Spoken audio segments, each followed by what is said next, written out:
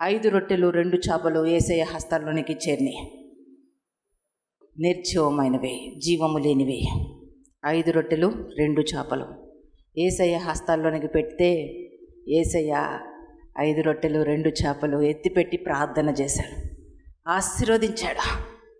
ఆ చేతుల్లోకి వచ్చినటువంటి వాటిని ఎత్తిపెట్టి ఆశీర్వదించి విరిచి అనేక వేల మందికి ఆహారంగా పంచిపెట్టాడు. అనేక వేల మందికి ఆశీర్వాదకరంగా దీవెనకరంగా మారిన ఆ 5 రొట్టెలు 2 చేపలే, ఆ నిర్జీవమైనటువంటి 5 రొట్టెలు 2 చేపలే అనేక వేల మందికి దీవెనకరంగా ఆశీర్వాదకరంగా మారితే నీ జీవితాన్ని యేసయ్యకి ప్రతిష్ఠిస్తే, యేసయ్యా ఈ జీవితము నీకు సొత్తుగా మారుతుంది యేసయ్యా, నీ చేతుల్లో పెడుతున్నాను యేసయ్యా, నీ ఇష్టం యేసయ్యా, నా జీవితంలో సమస్తము నీ చిత్త ప్రకారము జరిగించు నాయనా అని ప్రాణాత్మ దేహములు ప్రతిష్ఠించుకుంటే నీ జీవితాన్ని కూడా ఉన్నతంగా ఆశీర్వదించి దీవించి అనేక వేల మందికి లక్షల మందికి ఆశీర్వాదకరంగా దీవెనకరంగా దేవుడు చేయబోతున్నాడు. దేవునికి మహిమ కలుగును గాక. మీ జీవితాలను దేవునికి కానుకగా ఇవ్వండి, దేవునికి ప్రతిష్ఠించుకోండి. ఏ పాపానికి మీరు దాసోహం అవ్వద్దు, లోకంలో ఉన్న పాపాలకు మీరు తల వంచవద్దు. యవన వయసు చాలా శ్రేష్టమైనది. యవన కాలములో ఆయన కాడి మోయడము అది ఎంతో క్షేమము, ఎంతో ధన్యకరం. చాలా కష్టాల గుండా, సమస్యల గుండా, వేదన గుండా, బాధ గుండా వచ్చిన వారము. కష్టం అంటే తెలియని వారము కాదు, శ్రమ అంటే తెలియని వారము కాదు. అనేక రీతిలుగా మా జీవితాలు దున్నివేయబడ్డాయి. కానీ దేవునికి ప్రతిష్ఠించుకోబట్టే ఈరోజు దైవజనుల జీవితము అనేక వేల మందికి, లక్షల మందికి, ప్రపంచానికి ఆశీర్వాదకరంగా దీవెనకరంగా ఉంది. దేవునికి మహిమ కలుగును గాక. కనుక మీ జీవితాలు కూడా నశించిపోయే ఆత్మలకు దీవెనకరంగా ఆశీర్వాదకరంగా ఉండాలి. మీలో నుంచి కూడా పరిశుద్ధాత్మ దేవుడు ప్రపంచానికి పరిచయం కావాలా. మీలో నుంచి కూడా సువార్త జ్వాలలు ప్రవహించాలా. ఈ లోకంలో ఉన్నటువంటి పాపము జోలికి వెళ్ళి పరిశుద్ధతను విడిచిపెట్టి ఇష్టానుసారంగా జీవించి నలుగురితో లవ్ అఫేర్స్ గడిపి పోలీస్ స్టేషన్కి వెళ్ళిపోయి కేసులు పెట్టేసి ఆ కేసుల నుంచి విడుదల పొందుకోవడం, కాలేజీలు ఏమీ చేర్చుకోకుండా ఉండడం, అంత హీన స్థితికి వచ్చిన తర్వాత ప్రభువా వీడి బతికితే నీ కోసం బతుకుతాడయ్యా, అయ్యా వీడిని తీసుకోయ్యా, సేవకి తీసుకోయ్యా, సేవకి. దేవుడు ఒక మాట అన్నాడు, కుంటిదాన్ని మచ్చగలిగిన వాటిని నాకు బలిగా అర్పిస్తారా? ఈరోజు దేవుడు మీకు ఎలా కనబడుతున్నాడు? శ్రేష్టమైన వాటిని అన్నిటినీ మీకోసం ఉంచుకుంటున్నారు, పనికి మాలిన వాటినేమో యేసయ్య కోసం ఇస్తున్నారు. ఇదే కావాల్సింది. హన్నా ఒక మాట చెప్తుంది ప్రభు దగ్గర, అయ్యా నీవు నాకు మగపిల్లవాడిని ఇచ్చిన ఎడలా అతని తల మీదకు షారపు కత్తి కూడా తీసుకురాకుండా నేను తనని నీకు ప్రతిష్ఠిస్తానయ్యా అని ప్రార్థన చేస్తూ తను కోపాన్ని కూడా ఒప్పుకొని విడిచిపెట్టింది. అంటే ఏటేటా కొన్ని సంవత్సరాల నుంచి గర్భఫలము కోసం ఎదురు చూస్తున్న హన్నా తను దేవునికి కానుకగా తనకి ఇచ్చినటువంటి కాదు, ఇవ్వబోతున్నటువంటి, ఇస్తాడో లేదో కూడా తెలియదు, ఇవ్వబోతున్న బిడ్డను కానుకగా ఇచ్చేసింది. ఆ బిడ్డని గర్భం ధరించినప్పుడు హన్నా ఎన్నో కళ్ళు కనుంటుంది, ఈ బిడ్డ లేక లేక పుట్టాడు, ఈ బిడ్డతో నేను ఎంతో ఆనందించాలా, సంతోషించాలా. గర్భఫలం యెహోవా ఇచ్చు బహుమానం, అది ఎంతో సంతోషాన్ని కలుగజేస్తుంది స్త్రీకి, తల్లికి. కనుక ఆలోచించకుండా ఇచ్చేస్తానయ్యా. పాలు మానిన వెంటనే పాపం యాజకుని వస్త్రం వేపించి తీసుకొచ్చండి షిలోహు మందిరంలో వదిలేసిందండి. అది ఎంత భయంకరమైన విషయం తెలుసా? ఇంక నుంచి ఆ తల్లికి ఆ కుమారునికి రిలేషన్ లేదిక, ఆ పేగుబంధం లేదిక. బతికుండంగానే చిన్న బిడ్డ ఎంతో చక్కగా ఉంటాడు, ఆ బిడ్డను తీసుకొని వచ్చి ఆ విధంగా మందిరంలో విడిచిపెట్టడం ఏంటి? అందులో ఆ మందిరానికి మంచి పేరు కూడా లేదు. షిలోహు మందిరానికి ఆ సమయంలో ఏలి అన్న, ఏలి కుమారులు, చుట్టూ ఉన్న వారి యొక్క పరిస్థితి సరిగా లేదు.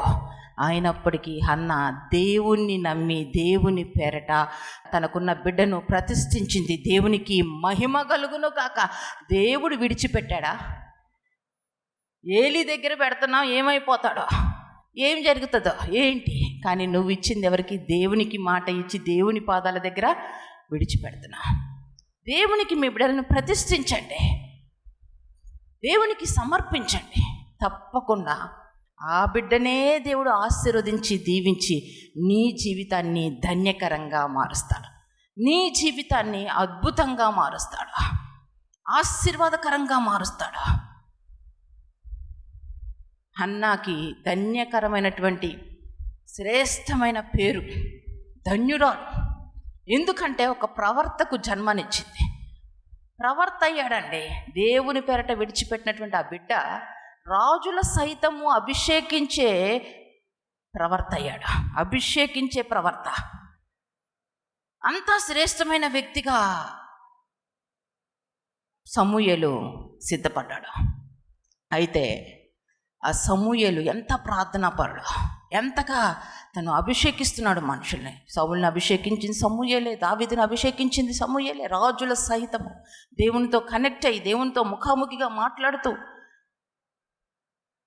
ఆ రీతిగా హన్నా 5 మంది బిడ్డలను తర్వాత కనింది, గర్భము ధరించింది, తనకి జన్మనిచ్చింది 5 మందికి. కానీ వాళ్ళ పేర్లు ఎక్కడా లేవు.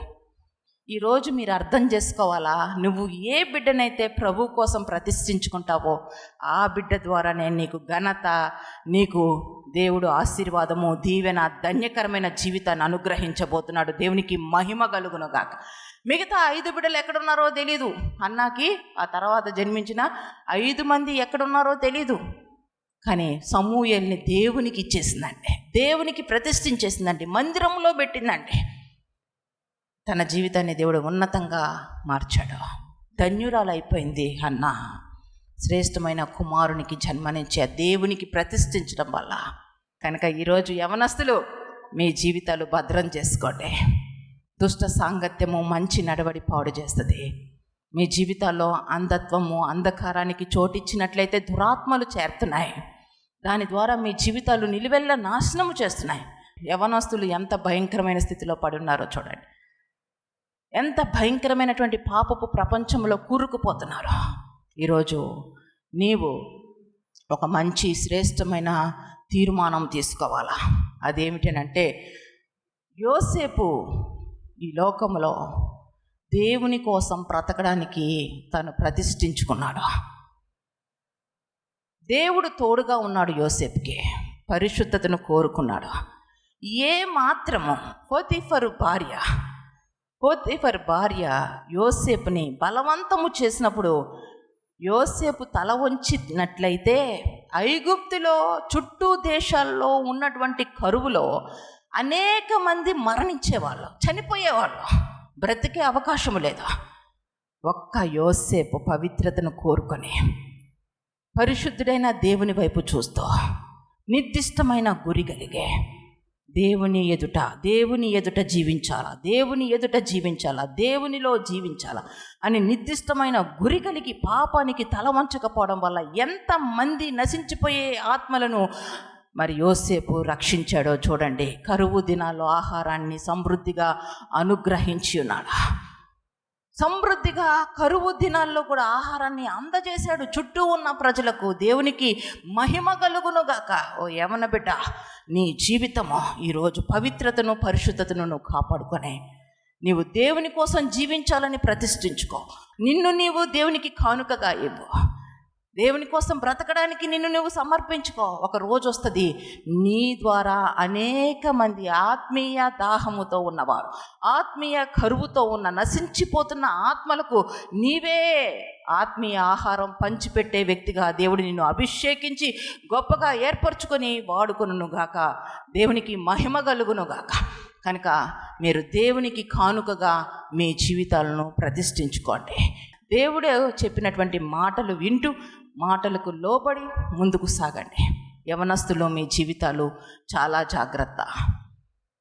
ముఖ్యంగా మగబిడ్డలు, పురుషులు మీ జీవితాలు చాలా జాగ్రత్త. మీరు ధన్యకరమైన జీవితము జీవించినట్లయితే మీ భార్య, మీ బిడ్డలు మంచి స్థితిలో ఉంటారు. మీరు అపవిత్రత కలిగి లోకానుసారంగా జీవించినట్లయితే మీ జీవితాలు మీరు నాశనం చేసుకుంటారు. మీ జీవితాలతో పాటు మీ భార్య, మీ బిడ్డల జీవితాలు నాశనం అవుతాయి. మీరు ప్రయోజకులు అవ్వాలి, మీరు ఉన్నత స్థితిలోకి రావాలా. వచ్చినప్పుడే కదా అందరినీ మీరు పట్టించుకోగలరు, అందరికీ మీరు ఆశీర్వాదకరంగా దీవెనకరంగా ఉండగలరు. అలాగనే మీ తల్లిదండ్రులకు కూడా మీరు ఆశీర్వాదకరంగా దీవెనకరంగా ఉండగలరు.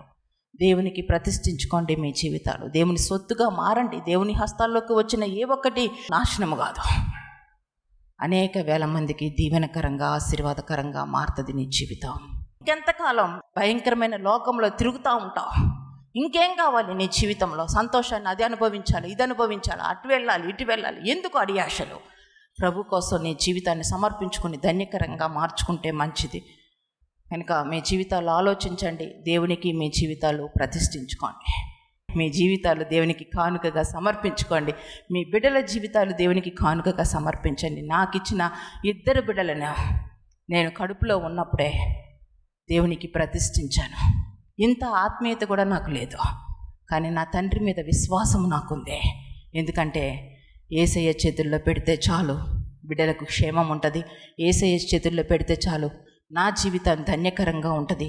యేసయ్య చేతుల్లో పెడితే ఆ బిడ్డలను యేసయ్య పరిచర్య కోసమే మరి గొప్పగా ఉపయోగించుకుంటారు. పనికొచ్చే పాత్రలు కానీ ఆశతో యేసయ్య చేతులకు అప్పచెప్పాను. ఈ రోజుటికి ఒకటే ప్రార్థన చేస్తా, ప్రభువా ఇరువురిని నీ చేతుల్లో పెట్టున్నానేసయ్యా, నీ చేతుల్లో సమర్పించానేసయ్యా.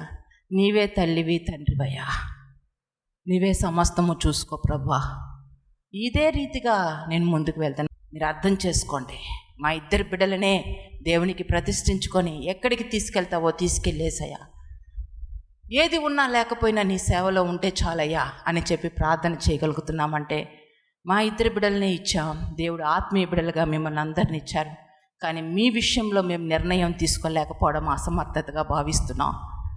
ఎందుకంటే మీరే కదా నిర్ణయం తీసుకోవాలి. నా బిడ్డల పట్ల నాకున్నటువంటి అధికారమును బట్టి నా గర్భఫలం విషయంలో నేను నిర్ణయం తీసుకున్నా, దైవజనులు నిర్ణయం తీసుకున్నా. మన బిడ్డలు 2 ఆ రోజు అసలు తిండి లేని పరిస్థితి అండి. ఎటువంటి సమయంలో మేము నిర్ణయం తీసుకున్నాం? పుష్టిగా ఉన్నప్పుడా, సేవ విస్తరించినప్పుడా, కల్వరి టెంపుల్ ఉన్నప్పుడు ఏమీ లేదు, ఏమీ లేని పరిస్థితి. నిజానికి ఒక మంచి రైస్తో కూడా మేము భోజనం చేయలేని పరిస్థితి, కడుపు నిండా అన్నము కూడా తినలేని పరిస్థితి. ఆ సమయంలో పక్కన అంటున్నారు, పిల్లల్ని అంటున్నారు, ఏం పెట్టి పెంచుతారు, ఏం పెడతారు, వాళ్ళకి పోషణ చాలా అవుతుంది అని అంటనే ఉండేవాళ్ళు పక్కన బంధువులు. అంటే ఈ బిడ్డని పోషించగలమా, ఈ బిడ్డనికి మేము అన్నీ చూసుకోగలమా అనేది ఒక బాధ ఉంది. సేవకు వచ్చేసాం కదా, ఉద్యోగం కూడా అయ్యగారు రిజైన్ చేసి సేవకు సమర్పించుకున్నారు కదా, ఎలా ఉంటుంది? అటువంటి పరిస్థితుల్లో యేసయ్యా నీ చేతుల్లోకి ఇస్తున్నా, నీ చేతుల్లో పెడుతున్నా, నీ సేవకి వాడుకో. ఏమీ లేనప్పుడు, అంత ఖాళీగా ఉన్నప్పుడు నాకు ఇచ్చిన బిడ్డలను దేవుని చేతుల్లో పెడితే దేవుడి చేతుల్లో ఉన్నవన్నీ మా చేతుల్లో పెట్టాడు. దేవునికి మహిమ కలుగును గాక, దేవునికి మహిమ కలుగును గాక. ఊరకనే రావు ఆశీర్వాదాలు, ఒట్టొట్టి మాటలతో అసలే రావు. బ్రతుకులో చూపించాలా నీ జీవితం ఏమిటి, బ్రతుకులో చూపించాలా నీ విశ్వాసం ఏంటో, బ్రతుకులో చూపించాలా. దేవుడు అంటున్నాడు, కానుకల దగ్గర యేసయ్య కూర్చున్నాడు, అందరూ వచ్చి కానుకలు వేస్తున్నారు, వెళ్తున్నారు. ఒక పేద విధవరాలు వచ్చి కానుకలు వేసిందంట. దేవుడు దాన్ని దృష్టించాడంట. లేమిలో, కలిమిలో, బాధలో, నష్టములో, వేదనలో నీవిచ్చిన 2 కాసులు అవి శ్రేష్టమైనవే. బ్రతుకులో చూపించండి దేవుని యందలి ఉన్న ప్రేమ, విశ్వాసము. ఒట్టొట్టి మాటలు, ఒట్టొట్టి కబుర్లు. అందరు ఎలా తయారయ్యారంటే పరిసేల్లాగా తయారయ్యారు. పరిసేలే, నోరు తెరిస్తే పరిసేల్లాగా మాట్లాడతారు, మొత్తం తెలిసినట్టు మాట్లాడతారు. కానీ మేమంత పరిసేల్లాగా లేదు మా బ్రతుకు. రియాలిటీ, మా జీవితాలు మీరు చూస్తే ప్రతి అడుగు నిజ స్వరూపము కనబడుతుంది, విశ్వాసానికి తగ్గ జీవితం కనబడుతుంది. ఏమీ లేని పరిస్థితుల్లో అంతా ఖాళీగా ఉంది. చేతుల్లో మనీ కూడా, డబ్బు కూడా లేని స్థితిలో బిడ్డలను 2 నేను దేవునికి ప్రతిష్ఠించాను. నేను దైవజనులు 2 కూడా దేవునికి ప్రతిష్ఠించుకున్నాం. అంత ఇబ్బందికరమైన పరిస్థితుల్లో మేము దేవునికి ఇచ్చినప్పుడు దేవుడు మా హృదయాలు చూశాడు, మా హృదయాలు చూశారు. మనకేంటంటే ఉన్నవన్నీ మనకు కావాలా, దేవునికి మాత్రం ఏమీ ఇచ్చేది కాదు. బిడ్డలను దేవునికి సమర్పించుకోవడం అది శ్రేష్టమైనటువంటి పని. కనుక ఆ రీతిగా ఇచ్చినప్పుడు దేవుడు ఇంత పరిచర్యను గొప్పగా అధికంగా ఆశీర్వదించి దీవించాడు. ఇలాంటి సమయంలో కూడా నా సొంతగా నేను బిడ్డల విషయంలో ఆలోచించను, కానీ నీ చిత్తమును వారి ఎడల జరిగించు ప్రభువా. అలాగనే ఆత్మీయ బిడ్డలుగా మీ పట్ల కూడా ఒక మంచి నిర్ణయం నేను తీసుకోవాలనుకుంటున్నా. మీరు ఖచ్చితంగా దేవుని కోసం బ్రతకండి. దేవుని సేవ మాత్రం ఆగదు, దేవుని మాట మాత్రం అబద్ధము కాదు. కనుక మీరు మంచి తీర్మానం తీసుకోండి. సువార్త తెలియచేయాలి. అంత్య దినాల్లో అపాయకరమైన రోజుల్లో మనం ఉన్నాం. రాకడ సమయము ఏ క్షణమన్నా వస్తుంది. మనము ప్రార్థనలో ఎత్తిపెట్టి మనం అనేక మంది నశించిపోయే ఆత్మల కొరకు ప్రార్థన చేయాలి. మనం ఎవరికి సాక్ష్యము చెప్పాలంటే వారికి సాక్ష్యము చెప్పాలి. దేవుడు మన జీవితంలో ఏ రీతిగా సజీవుడో మనము అనేక మందికి తెలియచేయాలి. ఆ రెస్పాన్సిబిలిటీ ప్రతి ఒక్క క్రైస్తవునికి ఉంది. మీరు సర్వలోకానికి వెళ్ళి సర్వ సృష్టికి సువార్తను ప్రకటించండి, శుభవార్తను ప్రకటించండి. ఏమిటి ఆ శుభవార్త? ఏమిటి ఆ సువార్త? క్రీస్తు మన కొరకు జన్మించి ఉన్నాడు. ఆయన మన కొరకు రక్తము కార్చి విలువైన రక్తముతో మనల్ని కడిగి ఉన్నాడు, శుద్ధీకరించి ఉన్నాడు. ఆ యేసయ్యను మనం నమ్ముకున్నట్లయితే నిత్య జీవానికి వారసులము అవుతాం. ఈ పాత రోత జీవితాన్ని సమాధి చేయాలా? చెడు కార్యాలను నువ్వు తీసివేసుకోవాలి. ఎందుకంటే నిత్య జీవానికి నువ్వు వారసులు అవ్వాలా. నీవు నరకానికి వెళ్ళడానికి వీల్లేదు, నువ్వు పరలోకానికి వెళ్ళాలి. నీతో పాటు నీ చుట్టూ ఉన్న వారిని పరలోకానికి చేర్చే బాధ్యత నీదే.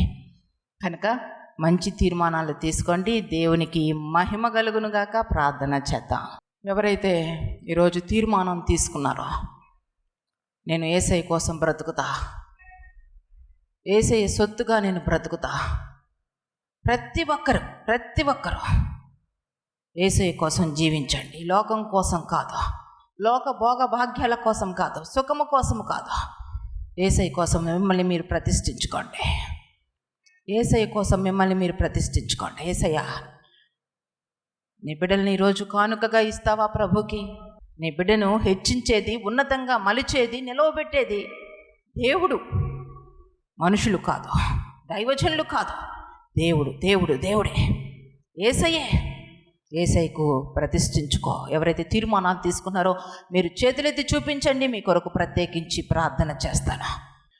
సర్వశక్తిమంతుడా, సర్వాధికారి, సర్వకృపానిధైన దేవా, మీకు వందనములు, స్తుతులు, స్తోత్రములు. ప్రతి అంధకార శక్తులు, దురాత్మ శక్తుల ప్రభావాలు, చేతబడి శక్తుల ప్రభావాలు, మాంత్రిక శక్తుల ప్రభావాలను యేసునామమున అగ్నితో కాల్చి వేస్తున్నాము దేవా. సంపూర్ణ విడుదలను ప్రకటిస్తున్నాం అయ్యా. యవనస్తులకు ఎవరి మీద నాయన మాంత్రిక శక్తుల ప్రభావాలు, దురాత్మ శక్తుల ప్రభావాలను నాయన ఆవరించడానికి వీల్లేదు. యేసునామమున అగ్నితో కాల్చి వేస్తున్నాం. అటు దుష్ట ప్రభావాన్ని యేసునామమున అగ్నితో కాల్చి వేస్తున్నాం. సంపూర్ణమైన విడుదలను అనుగ్రహించండి. పరిశుద్ధాత్ముడా, నీకు వందనములు.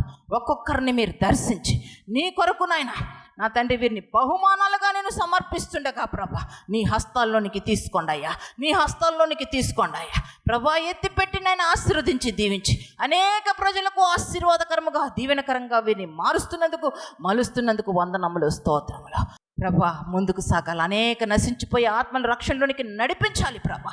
అటు రీతిలో నీ అభిషేకం పొంగిపొట్టుకు సహాయం చేయండి. అలాగనే ఎవరైతే నాయన వారి బిడ్డలను నాయన నీకు ప్రతిష్ఠిస్తున్నారో నాయన తండ్రి, మా ఆత్మీయ బిడ్డలుగా వీరిని మీరు అనుగ్రహించి ఉన్నారు. మీకు వందనములు, స్తోత్రములు చెల్లిస్తున్నాం తండ్రి. ప్రతి బిడ్డను మీరు దీవించి ఆశీర్వదించండి. యవనస్తులపై ప్రభువా అంత్య దినాల్లో నాయన ఆత్మ కొమ్మరించబడుతుందని వాగ్దానము చేసిన దేవుడు, ఈ సమయంలో నా తండ్రి ప్రభా అయ్యా అభిషేకము నాయన మీరు అనుగ్రహిస్తున్నందుకు వందనములు, స్తోత్రములు నాయన.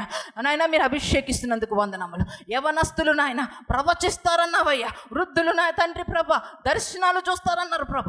అయ్యా అట్టి కార్యములు నా తండ్రి ప్రభ జరిగించండి. యవనస్తులు రోషము కలిగి లేయాలి ప్రభ నాయన, వారు బలము కలిగి నాయన తండ్రి ప్రభ నాయన సంసోనుకున్నటువంటి బలాజ్జులుగా నాయన తండ్రి ప్రభ నీలో నాయన ఫిలిస్తీన్లు హతమార్చినట్టుగా నాయన సాతాను యొక్క నాయన కుయుత్తులను హతమార్చు వరకు నాయన నశించిపోయే వారిని రక్షించుటకు నాయన అట్టి అభిషేకంను వారికి అనుగ్రహించమని, నీ కాపుదల భద్రత మెండుగా అనుగ్రహించము. యేసునామములో, యేసనే శక్తి కలమలి ప్రార్థన అడిగి వేడుకుంటున్నాము తండ్రి. Amen, amen, amen. దేవుడు మిమ్మల్ని బహుగా దీవించి ఆశీర్వదించునుగాక.